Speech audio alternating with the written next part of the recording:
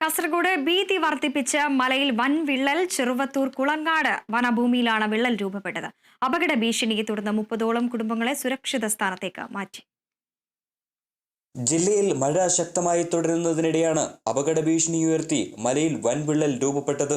സ്ഥലത്ത് അസ്വാഭാവികമായി മരങ്ങൾ കടപുഴകി വീഴുന്നത് ശ്രദ്ധയിൽപ്പെട്ടതിനെ തുടർന്ന് നടത്തിയ പരിശോധനയിലാണ് വിള്ളൽ കണ്ടെത്തിയത്. 30 മീറ്റർ നീളത്തിലും 1.5 അടി വീതിയിലും 1.5 മീറ്റർ ആഴത്തിലുമുള്ളതാണ് വിള്ളൽ.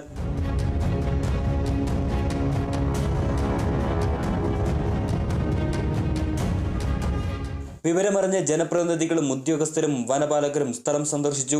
അപകട ഭീഷണിയെ തുടർന്ന് നെല്ലിക്കർ അംബേദ്കർ ഉന്നതിയിലെ 30 കുടുംബങ്ങളെ കടാങ്കോട് ഫിഷറീസ് ഹൈസ്കൂളിലേക്ക് മാറ്റി. ഏറ്റവും വേഗത്തിൽ ജിയോളജിസ്റ്റും അതുപോലെ തന്നെ ജില്ലാ ഫോറസ്റ്റ് ഓഫീസറടക്കമുള്ള ഉന്നത സംഘം ഇവിടെ വരാൻ വേണ്ടി പറഞ്ഞിട്ടുണ്ട്. കാസർഗോഡ് പുറപ്പെട്ട് അവരും കൂടി വന്ന് പരിശോധിച്ചതിന് ശേഷം അതിൻ്റെ വ്യാപ്തിയെക്കുറിച്ചും പ്രത്യാഘാതങ്ങളെക്കുറിച്ചും നമുക്ക് വളരെ വിശദമാക്കുന്ന കാര്യങ്ങൾ അറിയിച്ചു. കനത്ത മഴയെ തുടർന്ന് മലയുടെ താഴ്ന്ന പ്രദേശങ്ങളിലും വെള്ളക്കെട്ട് രൂക്ഷമാണ്. പ്രദേശത്തെ നിരവധി വീടുകളിൽ വെള്ളം കയറി.